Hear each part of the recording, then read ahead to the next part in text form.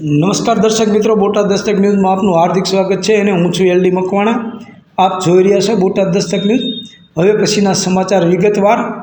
રાણપુરમાં દબાણ હટાવ કામગીરી. રોડ પરના 157 ગેરકાયદે દબાણો દૂર. 3 જેસીબી અને 3 ટ્રેક્ટર સાથે તંત્રની ટીમ મેદાને. બોટાદ જિલ્લાના રાણપુર શહેરમાં આજે મોટી ડિમોલેશન કાર્યવાહી હાથ ધરવામાં આવી છે.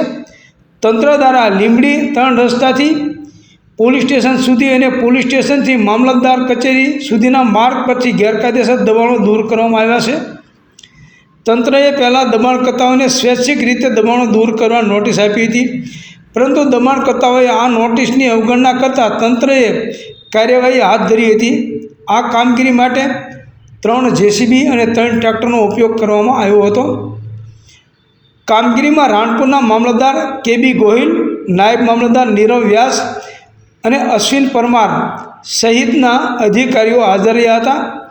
આ ઉપરાંત ગ્રામ પંચાયતના તલાટી, સરપંચ અને પીજીવીસીઆર કચેરીનો સ્ટાફ પણ હાજર રહ્યો હતો.